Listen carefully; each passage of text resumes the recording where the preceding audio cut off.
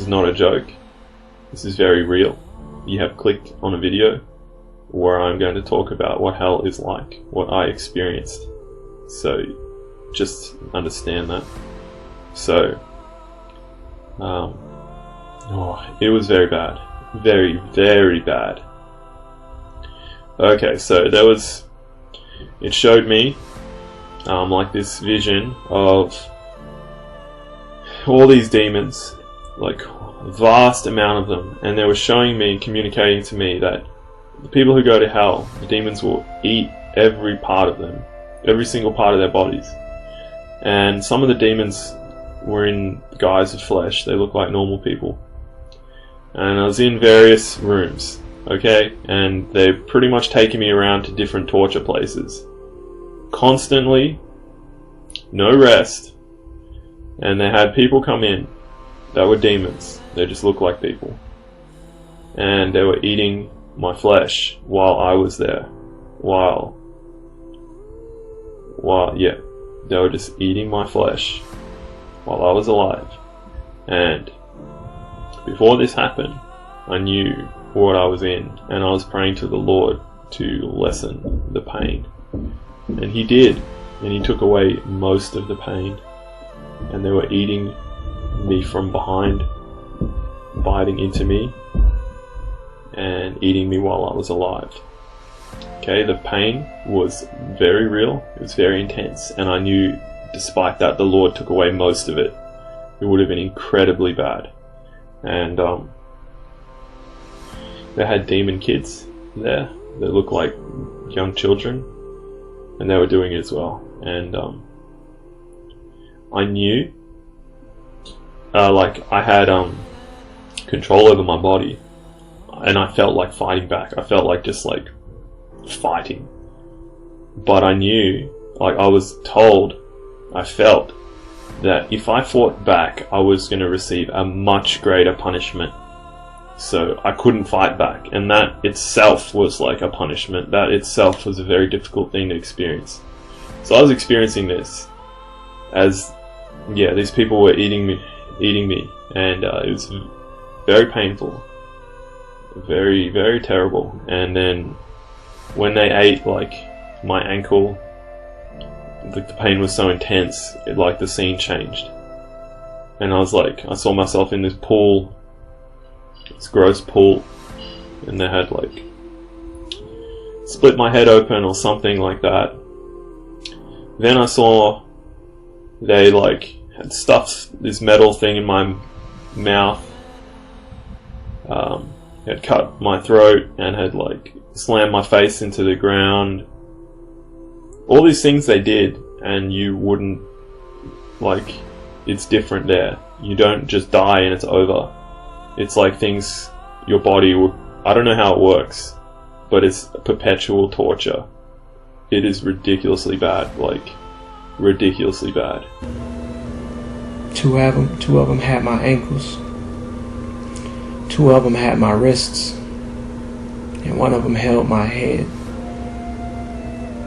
They take me to this place and they absolutely bind me to where I can't move, and my mouth is actually wedged open. And the sixth demon reaches into my mouth and he pulls out my tongue. He looks at me and says, "For every lie you have spoken, you shall receive 1,000 cuts on your tongue."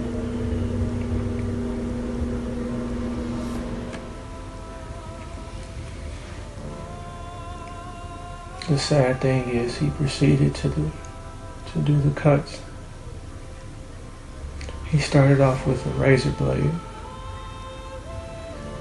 They were very, very shallow cuts, not deep in my tongue at all, but deep enough where I bled and that I could feel every last piece of the pain. He utilized many different things, from the razor blade to some actual broken glass that was dull, and he kind of had to carve into my tongue, to an axe, to a small hatchet, all the way down to the point where he grabbed a rock from off of the wall of the cave that was actually burning. It was on fire. And he proceeded to cut my tongue with that as well. If I have to describe to you what my tongue looked like, it would be like tree bark. If you ever looked at a tree up close and personal, an old tree, a big tree, and you look at its tree bark with all the veins and all the cracks and all the bruises, the swollen areas that it may look like, think about that on your tongue. And this process repeated itself 4 times in that dream. During that 4th time, I woke up. Now, I mentioned the last thing he used was a burning rock from the wall of the cave. I still speak to you right now with that burning sensation on my tongue as if I drank some really hot coffee. I don't drink coffee, but I can still feel that burning sensation on my tongue. So, I'm telling you now, I was terrified. I didn't think about my baby or anybody on earth. All I knew is I was all the way here and stuck. I couldn't consider being able to come back to earth. It wasn't even available. That wasn't an option. Not in my head, heart, not evident, not in this reality. Nowhere.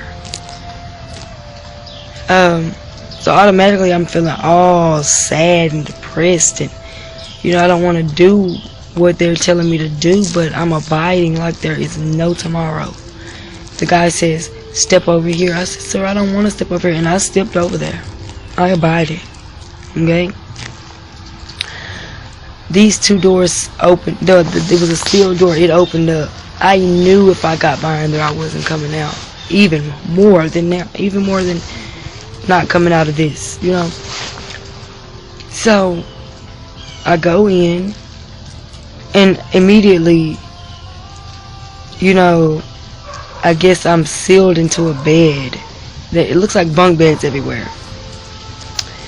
I get into the one that is mine, and my reference thoughts start telling me a demon is about to start having sex with me, because I feel something about to come from my feet, about to come, I guess trying to lay on me, but starting at my feet.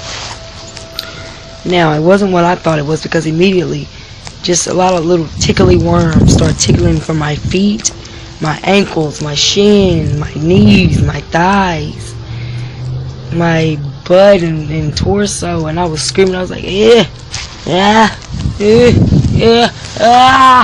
until they all the way climbed up here and they stopped right there. It was like, I was expressing myself in this dream like I had never had before, and I was letting out all type of whimpers and just cringing, because it was disgusting. They felt like a lot of worms. And then I felt like I was sealed into the bed. Up to this. And as it sealed me up to this, I just laid my head over. And I was just like, accepted it. Because it was so obvious that it was nothing else I could do. And those hell doors are thick and they're heavy, and when they slammed shut, I knew exactly where I was. Immediately, 3 things were spoken over me. You are in hell eternally for unforgiveness. I hated, and I continued to hate. And there were people there. They were just like me. They believed Jesus is the Lord God. Because so that's another thing that goes on in hell. People are aware of why they are there. You are 100% aware of why you're there, and it's almost like you don't want nobody else to come there. It's almost like save yourself. I remember begging to the Lord, and I remember hearing, you had your chance, this is it, I can't help you. All of a sudden I was still falling. It was so fast, but it was going in slow motion, so I can get a eye view of all of what's going on down there. And the closer I got, there was that one body in the middle. They were laying like on a fetal position like this, and I just he looked at me, and he just was like, to him, he was happy that I was coming down there. He was ready to torture me. And he opened his mouth like wide down to the ground and just let out this piercing, agonizing, screechy, squealy, I don't know-y kind of sound. It was not of this world, and nothing of this world can make. And as the closer I got, I just started hearing agonizing, screaming sounds. It was torturous. It was agonizing, and they were just yelling and screaming things, and, you know, don't come here. They were saying, go, you know, don't come here, and then there was some that were just saying like awful things to me, like, you're coming here soon, and you're gonna be here with us, and we're gonna rip you to, and just. And there was a mutual feeling, a mutual understanding of everyone, the thousands and millions of people that were there with me, that we did not want anyone to go where we were. We wanted people to go back to earth and warn everyone, don't believe the lie, do not be deceived by your enemy, do not come here. And I can hear screaming, it's all red and black. Turn around, get out of here. It sounded like people burning, people that were just burning, that couldn't find a cure or a fix. It's horrific. It's horrific. I never want to go back. It is absolutely horrible. And the platform started to move back.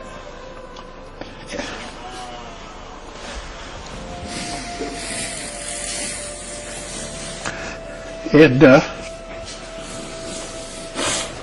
excuse me, the angel was serious. He said, tell him don't come here. You, excuse me. Okay. You tell him don't come here. Yes, I put it out here because I feel like my spirit wanted me to. I feel like I needed to do my part in contributing to God could come at any of us with this vision or this dream or place us there. One thing you know for sure, and that I know for sure, and that we can all agree on, is we don't want to be stuck there.